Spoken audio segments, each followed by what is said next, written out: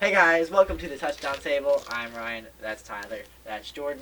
We're in double digits now when it comes to weeks. We are at week 10 playoff races heating up. We're already at that point where it's time to start looking at, yes, it is. It is very interesting because we've already got a lot of tight division races and some big games that will impact those races here in week 10, so let's start picking them. Yep. As I yawn, not because this is boring, but because, I don't know, I was just yawning. It was barely a yawn. We start with the Chargers at the Raiders in the black hole. It should be a pretty interesting game. The Raiders have been playing very well recently. They came into this season kind of being a team that no one was really paying attention to, but Antonio Brown left. There was all the drama before the season. Josh Jacobs and Derek Carr, as well as Tyrell Williams, Darren Waller, they've all stepped it up for that team. That offense has looked a lot better. That defense, maybe not the greatest so far. They do have a lot of injuries, but that Raiders team has really stepped up. And the Chargers with a big win over the Packers last week. That came out of nowhere. They did beat the Bears before, but looks like they're picking up some sort of momentum. So this is a division game and two teams that are looking pretty good. Oakland did lose to, they won against the Lions. It was a close game. The Lions could have brought it to overtime. They were not able to score from the 1 on 4th and 1. So it should be an interesting game. But I do think that Oakland will be able to pull this one off at home. It should be a pretty fun game, division game. Trying to fight for the playoff spot, 27-24. Oakland will win the game. Well, yeah, Jordan, you got a lot of good points there. And the Raiders, A little too many good points. well, the Raiders are really a team on the rise. They got the offensive talent, pleasant surprises. Tyrell Williams, a great addition. Josh Jacobs, a really good pick, rookie of the year contender, and Darren Waller emerging as a nice I'm nice just a target. big Oakland Raiders fan right now. I picked up Derek Carr. Okay. But anywho, I got Oakland winning this 30-23 in this AFC West show. Go Derek. Yeah, you guys are talking about the playmakers. I don't recall any of you saying Hunter Renfrow. Yeah. So Jordan, you said that him or no? He's Clemson. He's another guy that's stepping it up. So you got a lot of guys from this Oakland team. The Chargers coming off a big win last week. 2 wins in a row. Jordan said they're gaining steam. But I think the Raiders win this game still. Oakland wins 23-20. Now we're moving on to me and Jordan's team at home. The Lions at Chicago. So Chicago coming off another tough loss to the Eagles last week. And I don't know if at this point it's going to be tough for them to gain some momentum back. But I think Detroit has started to slow down just a little. I think it's going to be barely enough where Chicago can barely pull out this game. Kind of a low-scoring one, 21-20. Yeah, the Bears are really struggling, and especially with Mitch Trubisky, it's not getting better. He had an opportunity against the not-so-good secondary to have a big game to get back on track. He didn't do it. However, this Bears defense is just too dang good to let them keep losing. I think the Bears defense steps up and allows Chicago to win this game 24-13. Realistically, I think Chicago is going to lose this game. But picking this game with my heart, as Tyler said, I'm a Chicago Bears fan, and it's been tough to watch, and I've been so optimistic. And after that Eagles game, that first half was just nothing short of horrendous, and that really kind of brought me down. Of course, they were able to make somewhat of a comeback, but they cannot put a complete game together. That you have to put complete games together to win games in the NFL. But like I said, I'm picking with my heart here, so I think Detroit's a very talented team. So this easily could go to Detroit, but I have Chicago winning 21-17. As we move on to the Baltimore Ravens at the Cincinnati Bengals. Not going to talk about this one too much, except for the fact that the Bengals, the Ravens won, and it's something A and something stadium. I don't really know what it's called. I was trying to figure it out. I'm trying to learn all the stadiums, but I don't remember theirs. They beat the Patriots at home in whatever stadium it was, so that was a pretty statement game for them. And in Baltimore. And I think I talked about it a little bit last week, but I think the reason they had a lot of success because that Patriots defense plays man defense, and Lamar Jackson can run all over them when they're playing man defense because there's no one playing zone in the flats or whatever. But not going to talk about that. Patriots are on bye this week, so we're not going to be talking about them much at all. Baltimore at Cincinnati. Cincinnati is winless. They're going to stay winless. 35-21. Baltimore gets an easy W. This is a very interesting game because you got Baltimore, who's coming off, as you mentioned, a statement win against New England with the legs and arm of Lamar Jackson, really proving to be a valuable asset for the Ravens offense. And then you got Mark Ingram, Hollywood Brown coming back. And they did that against the Patriots defense that was doing historically good coming into that game. So that even adds more to it. So Baltimore, really a huge win for them. They are now in the 2 seed AFC right now, and let's just not dismiss the Cincinnati team because Ryan Finley is the starting quarterback, and he wants to prove that he can be the guy. That they don't have to look at Joe Burrow or Tua or anybody else or a free agent. Ryan Finley has half a year to prove he's the guy, so I expect the Bengals to be in it. But Baltimore's just too good right now. They take it 26-20. Yeah, a couple weeks ago I said that Baltimore was worse than their record. Just want to say right now that I don't necessarily agree with what I said earlier. I'm going to change my mind. This team really proved how good they were with their dynamic offense with Lamar Jackson. For that reason, I'm going to pick them to win over the winless Cincinnati Bengals, 30-17. Our next game, the Buffalo Bills at the Cleveland Browns. Last week, I picked the Denver Broncos to win that game.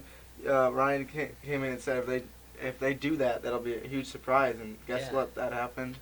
So, that's just getting to my point that Cleveland struggled. Also, me bragging a little bit for getting that one right.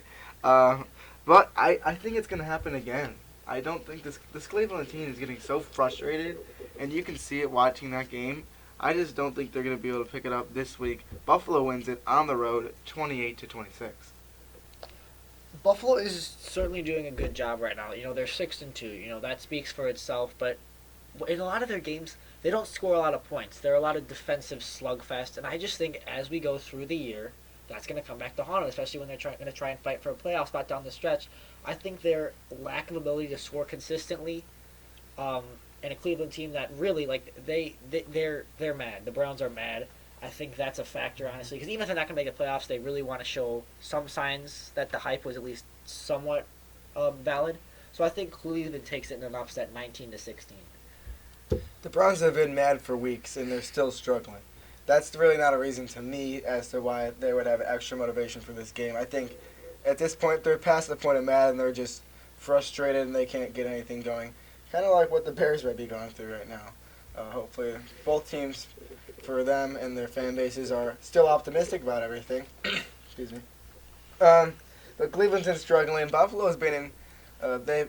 We've talked about it before. They haven't had the hardest schedule in the world, but they've, like you said, their defense has been playing great. Josh Allen, he's been doing enough.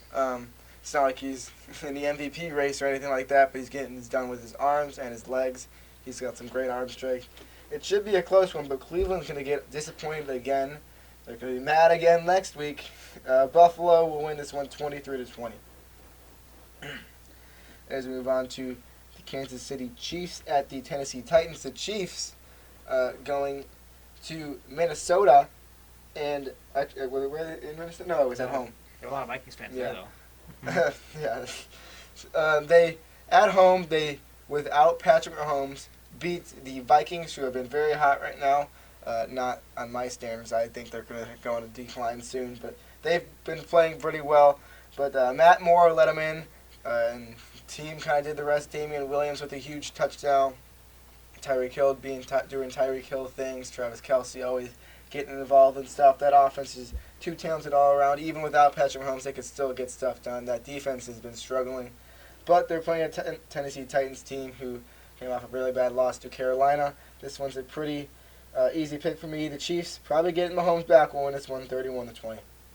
Yeah, Kansas City, they didn't just win a game without Patrick Mahomes. They won a game by scoring a solid amount of points, 31, against a good football team, particularly with a good defense. So I think that says a lot about the depth of this team, that it's not just Mahomes. They have other guys that can make plays and step up when their star quarterback is out.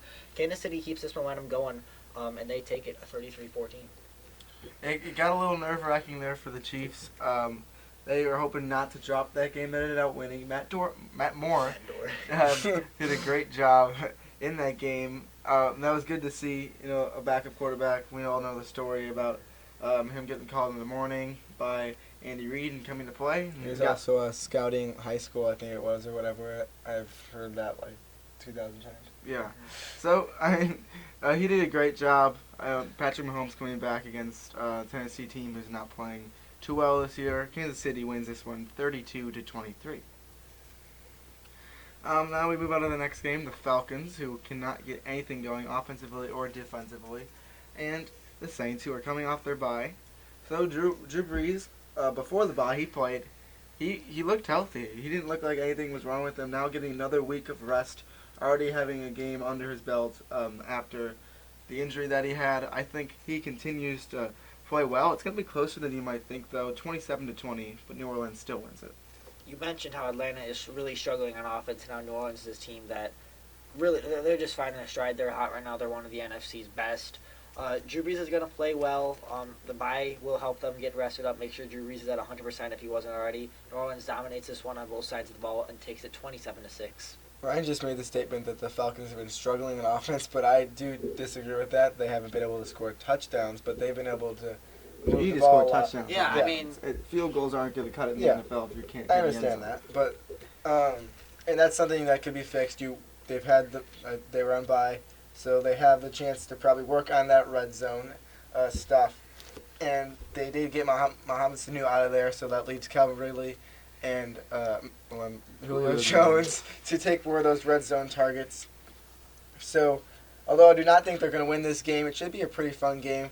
These offenses are going to go out there and play hard, but the New Orleans Saints will be able to get it. Michael Thomas, Alvin Kamara probably be back for that one, and Drew Brees. Brees will win it in the Superdome, 35-31. As I keep swallowing, I don't know why my voice isn't working correctly. The New York Giants at the New York Jets, the battle of the New Yorks, as Ryan probably would have put it if I didn't say it, the New York Bowl. Yep, there you go. So, bring those back. You can't forget about the Bulls. I think you forgot. I'll try to think of some. Cool. So, the Jets have been struggling, and we have yet to see the Giants play as they're playing tonight as we are filming this on Monday Night Football. But I think that the Jets have been struggling too much. The Giants will be able to go in and take this one. Saquon Barkley and Daniel Jones, he's doing decent things, leading that team to some victories. I think that in MetLife Stadium, where they both play, the Giants will win 28-21. It'll be interesting to see what fans show up for that game. Yeah, I want to watch that one, yeah. Mm-hmm. All right.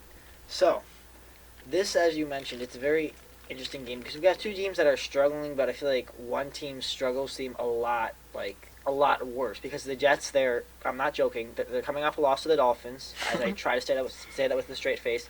Well, the Giants, they've been losing games, but you've at least seen some bright spots in that play. Like, okay, yeah, they lost, but maybe Daniel Jones made a couple nice touchdown passes. Maybe Saquon had a nice game. Maybe they're at least getting their defense to be a little better. But the Jets, they've just came out flat on pretty much offense, defense, and coaching, too, is a big problem for the Jets right now. So I think the better New York team takes it at MetLife Stadium, 33-21. Yeah, you explained that pretty well. Coming off to a loss to the Dolphins, obviously not what teams expect. It was in Miami, but still, now coming back to New York, a home game for them. It's going to be interesting. You talk about the fans. After that game, I don't know if there's going to be a lot of Jets fans there. I just don't know.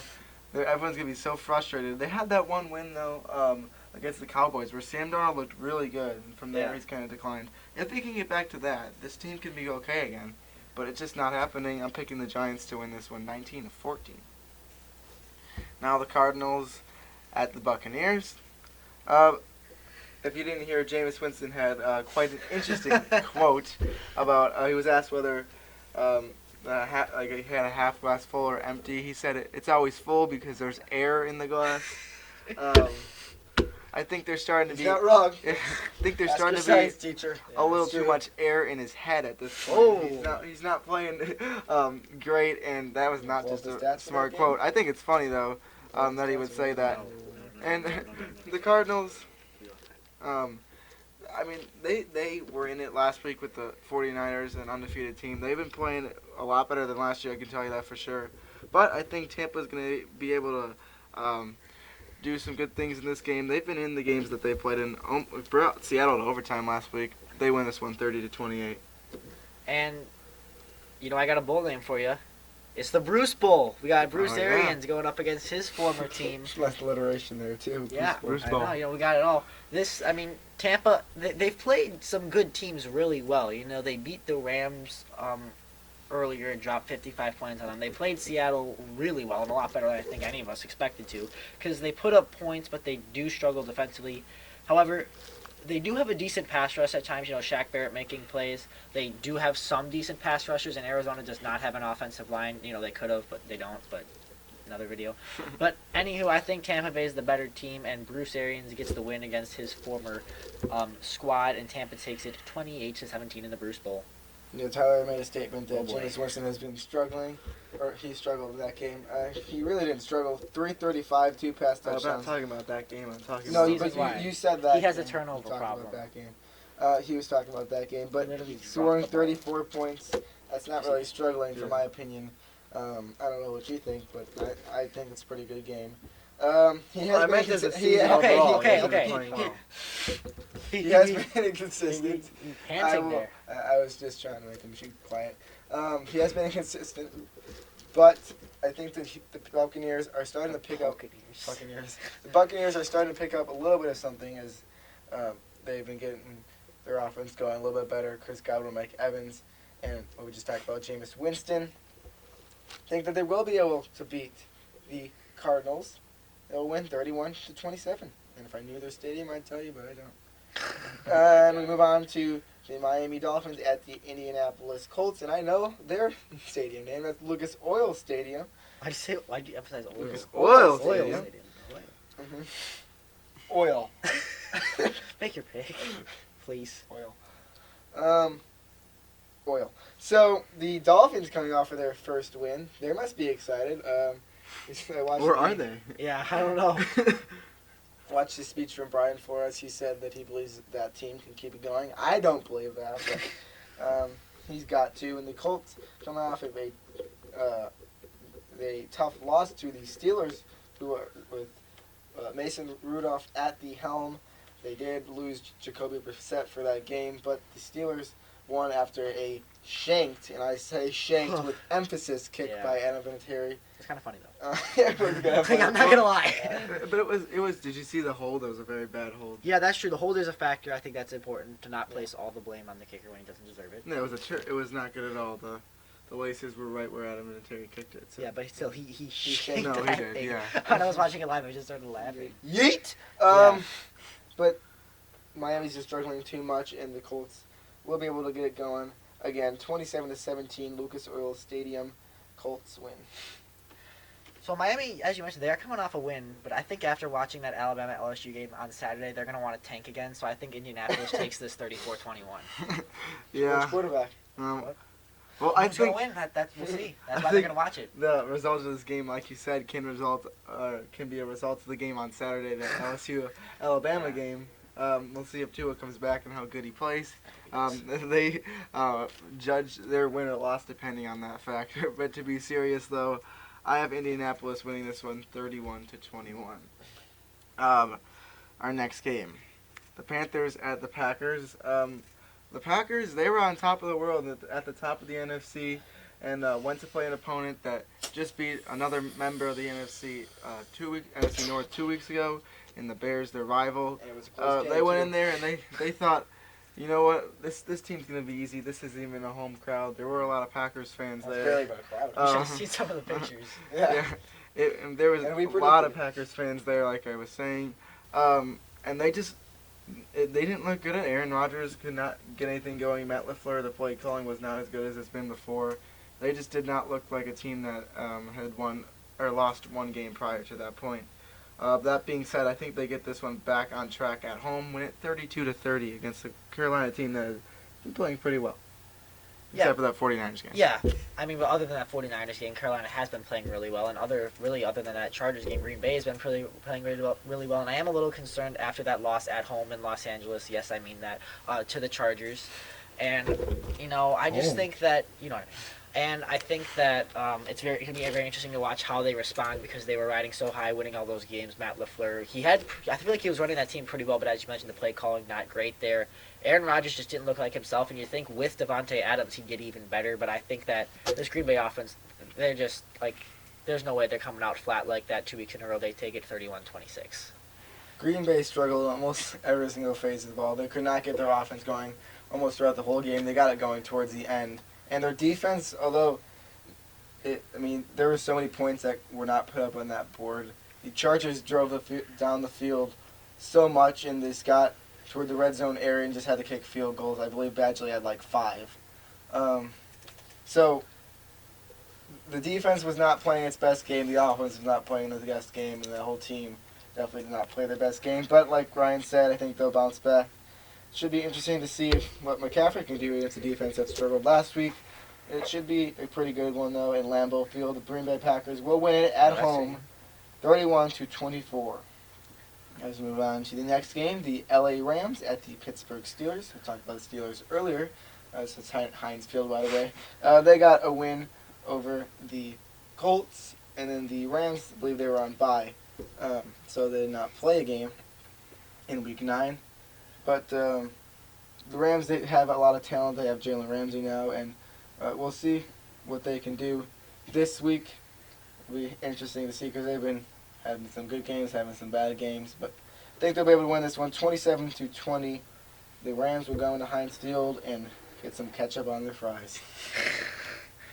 Well, I think the Rams coming off a bye will definitely help them, but also Pittsburgh, they're not out of this. They're 4-4, and with whoever's been at quarterback, they've at least played respectably for the most part. And I think getting a win against a good Colts team that came in as a division leader says a lot about them. That they're not just going to throw in the towel, get it because terrible towels. But the fact of the matter is that Pittsburgh's going to be a competitive team. But ultimately, I think the Rams are really about to hit a point where they're going to start proving that they're legit. Because everyone, when you think of the NFC West, you're thinking of San Francisco. But I think teams like the other two contenders in the NFC West, Seattle and LA Rams, are going to start to get on the rise. And obviously, the Rams are in this game. So I think the Rams get their third straight.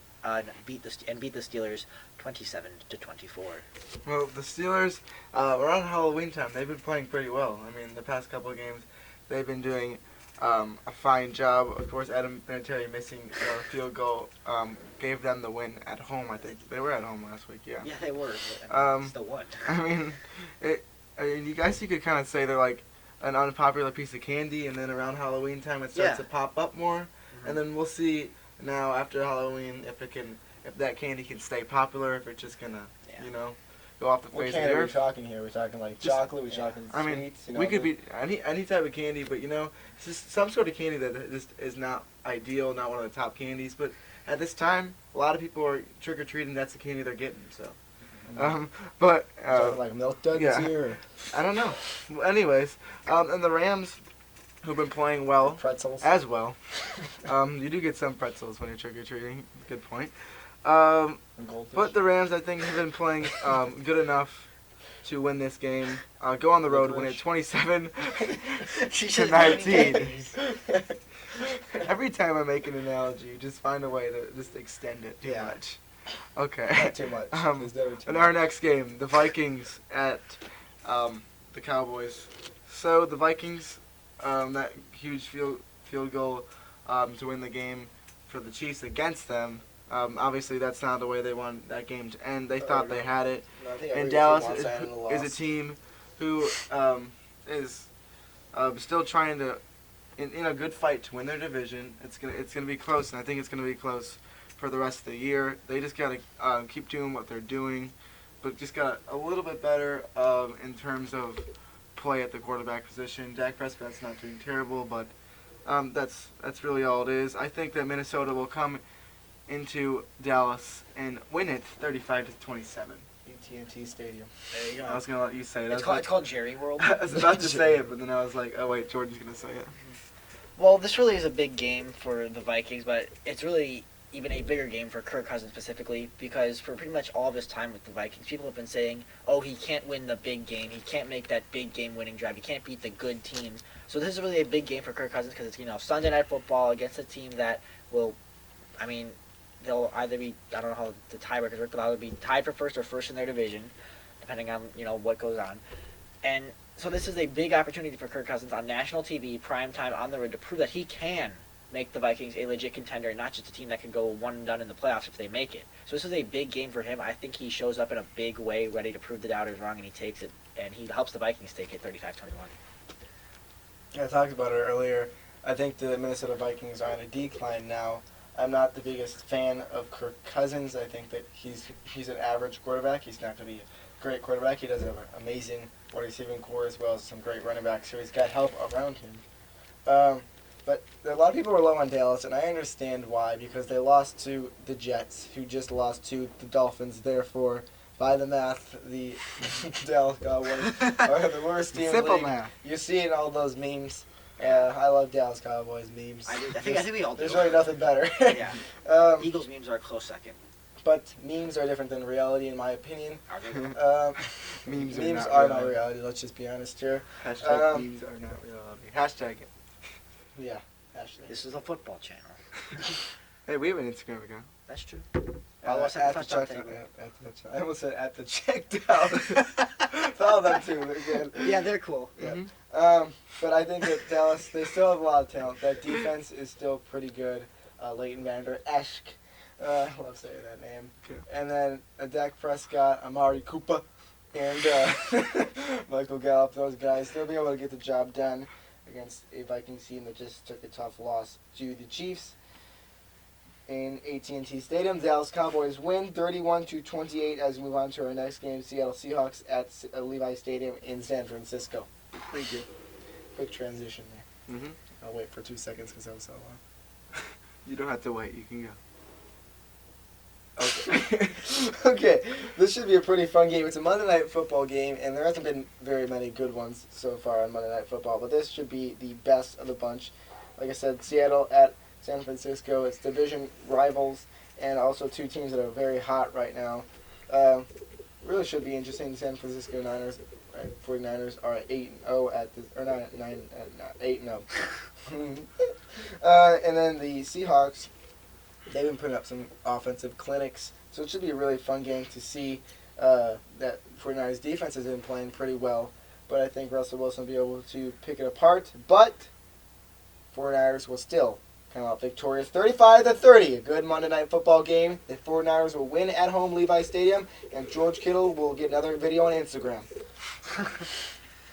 Well, San Francisco, you were kind of struggling there with their record, but they're undefeated. But 8-0. yeah, there you go. And they've been doing good things on defense, but Russell Wilson is the MVP candidate. Tyler Lockett is really doing well. Seattle, they're not always pretty all the time. Sometimes they struggle. Like, I would expect them to not need overtime to beat Tampa, but they get it done. They got Russell Wilson. He's my MVP He's my MVP winner if the season ended today.